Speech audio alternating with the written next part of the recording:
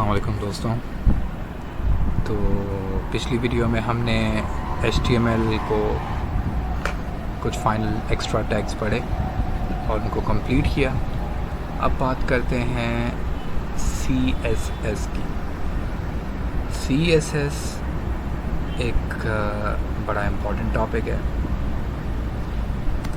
और CSS के full form वो नहीं है जो आपके ब्यूरोक्रेट बनते हैं एग्ज़ाम देकर। CSS का मतलब है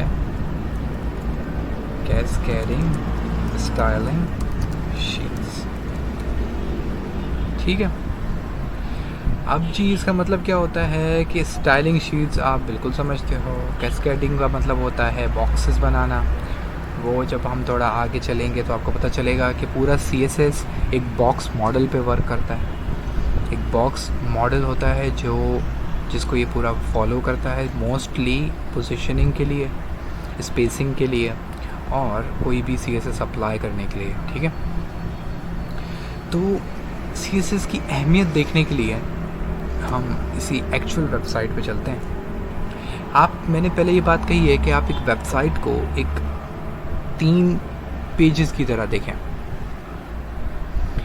वो होता ये है कि HTML सिर्फ उसका स्ट्रक्चर है कि वेब पेज पे दिखेगा क्या, लेकिन CSS ये डिफ़ाइन करता है कि वो कैसे दिखेगा। वो बंदा जब उसको देखेगा कि वही एक वर्ड, वही एक इमेज, वही एक वीडियो, वो कैसे दिखेगी, ये सारा डिफ़ाइन करता है CSS कि आपको वो चीज़ डिस्प्ले कैसे आएगी। अब ये एक गूगल की एक वेबसाइट है, ठीक है।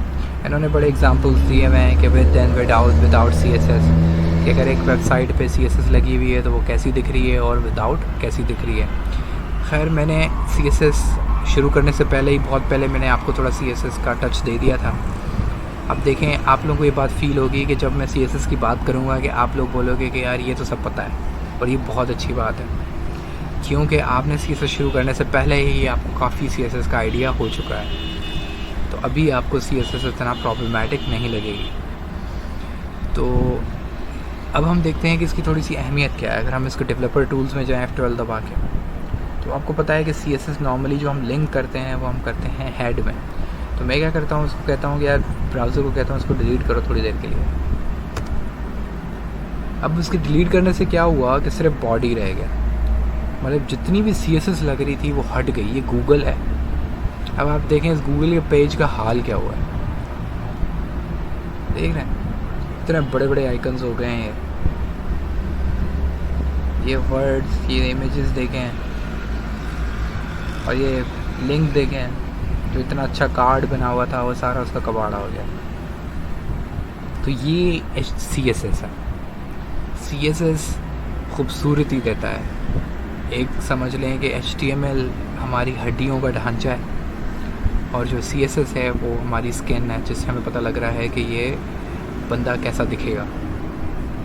तो ये चीज़ है CSS की। तो अगर हम इस वीडियो को हम मिटाते हैं, ठीक है, हम एक P का टैग बनाते हैं और इस P के टैग में हम कुछ टेक्स्ट देते हैं। ठीक है, अब ये एक लंबी सी इसमें टैग में एक पैराग्राफ बन के आ गया।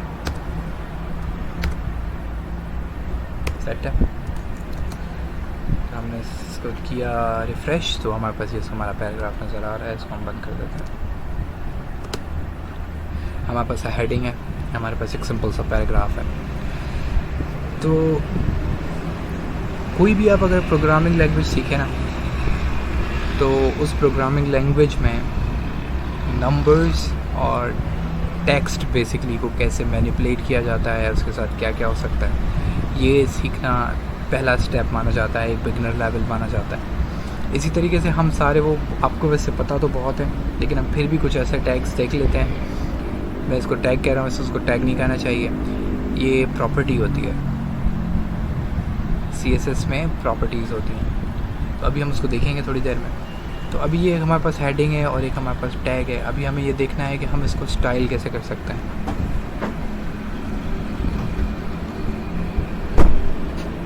तो सही है। तो CSS को अटैच करने के लिए 3 तरीके थे। पहला तरीका एक्सटर्नल CSS कहलाता है। अगर मैं यहाँ पे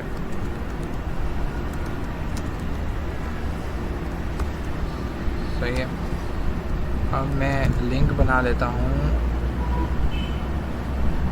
CSS के लिए, और ये जो है ये है इनलाइन CSS। सही है। और एक CSS होती है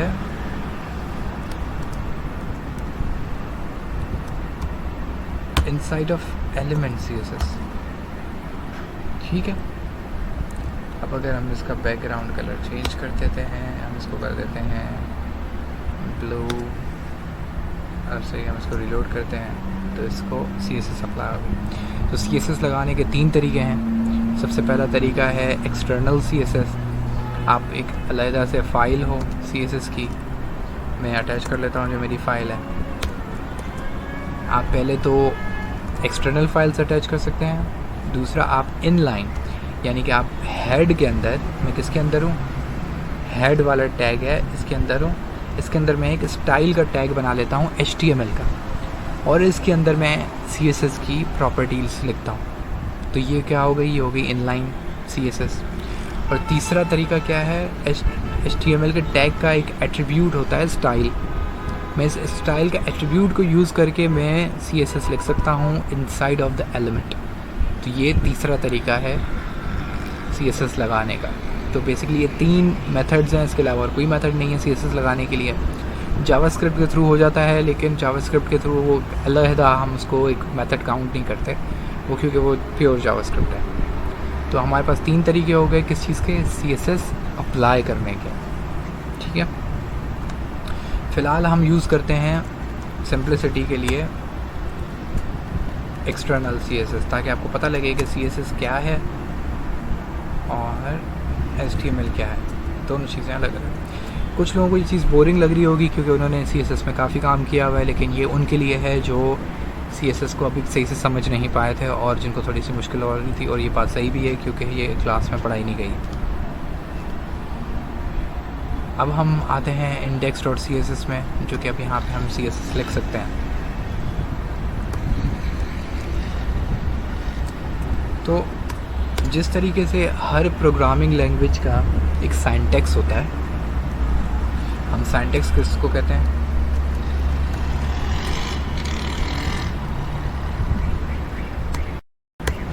कि लिखने का तरीका, कि किसी भी प्रोग्रामिंग लैंग्वेज को हम कैसे लिख सकते हैं, ये हमारा सिंटैक्स कहलाता है। तो HTML का सिंटैक्स क्या था कि ऐसे टैग के बाहर ये लगेगा, फिर ये लगेगा, फिर टैग क्लोज होगा, बीच में आप अपना कंटेंट लिखते थे। तो ये आपका बेसिकली क्या है, सिंटैक्स है HTML का। लेकिन CSS का आपके पास क्या सिंटैक्स है? तो सबसे पहले जो कोई चीज़ लगती है CSS में, वो लगता है सेलेक्टर। सही है। फिर एक स्पेस होती है, बहुत सारी स्पेस हो गई। फिर हम लगाते हैं करली ब्रैकेट्स। सही है, इसको हम करली ब्रैकेट्स कहते हैं। आप इसको जो कहें ब्रैकेट्स कहें तो कोई मसला नहीं। और इस ब्रैकेट के अंदर हम लोग सबसे पहले लिखते हैं प्रॉपर्टी। प्रॉपर्टी वो चीज़ है जो आपको बदलनी है। अब जैसे यहाँ पे इसका बैकग्राउंड कलर प्रॉपर्टी है, इसका कलर प्रॉपर्टी है, इसका साइज़ प्रॉपर्टी है, इसकी हाइट प्रॉपर्टी है, इसकी यहाँ से स्पेसिंग प्रॉपर्टी है। मतलब कोई भी ऐसा काम जो आप इस पर कर सकते हो, उसे हम प्रॉपर्टी कहते हैं, कि वो एक बदलाव लाएगी चीज़। फिर उसकी कोई ना कोई वैल्यू होगी। और वैल्यू कैसे लिखेंगे, बीच में आएगा कॉलन, फिर हम लिखेंगे वैल्यू। सही है, फिर आएगा सेमी कॉलन। अब वैल्यू क्या चीज़ होती है? वैल्यू ये होती बताती है कि ये जो आपने प्रॉपर्टी लिखी है, जो चीज़ आपने चेंज करनी है, वो कैसे चेंज करनी है। अगर कलर चेंज करना है तो क्या कलर रखना है, वो आप वैल्यू पे लिखते हैं।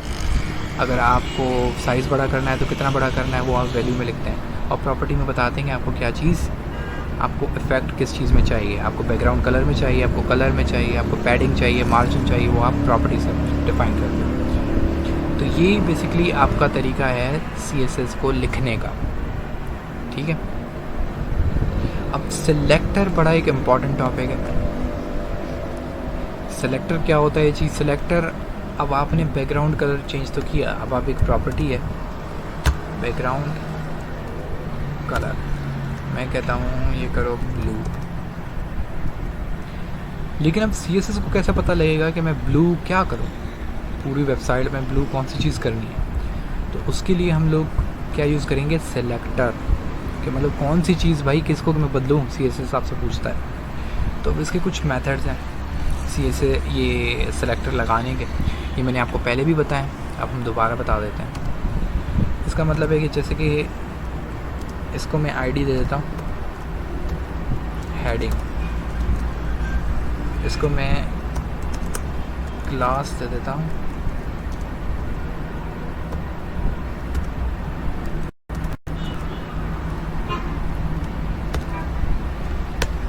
ठीक है। लेकिन हम एक और H3 बना लेते हैं और इसकी क्लास भी हम यही रख देते हैं टेक्स्ट, क्योंकि आपको याद हो गया क्लास हम 2 एलिमेंट्स में लगा सकते हैं एक ही।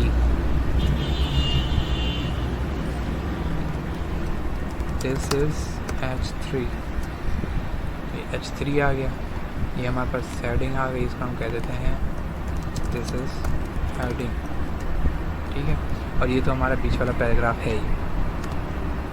अब हम देखने जा रहे हैं कि टाइप्स ऑफ सेलेक्टर्स क्या हो सकते हैं, ठीक है। एक और काम कर लेते हैं, एक H4 बना लेते हैं, दिस इज़ H4, तो ये H4 आ गया। अब ये H4 किसके अंदर है? ये P के अंदर है, पैराग्राफ के, लेकिन क्योंकि H4 जो है वो एक ब्लॉक एलिमेंट है तो थोड़ा सा अलग होके दिखा रहा है, लेकिन है ये P के अंदर। अब देखिए सिलेक्टर किस तरीके से हम अप्लाई कर सकते हैं। सबसे पहला और सबसे आसान तरीका जो है, नंबर 1 यहाँ पे हम कमेंट भी करते जाते हैं, सिलेक्टर मेथड्स, ठीक है।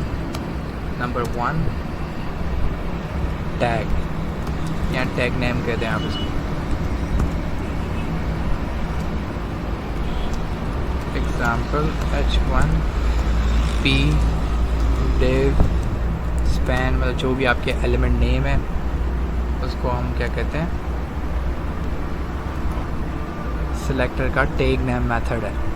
अब ये कैसे अप्लाई होता है? जैसे कि मुझे इस H1 पे बैकग्राउंड कलर देना है ब्लू, तो मैं सिंपल इस एलिमेंट का नाम लिख दूंगा, तो यहाँ पे आपने देखा कि कलर ब्लू हो गया। यहाँ पे मसला कब होगा? मसला तब होगा जब एक और H1 है,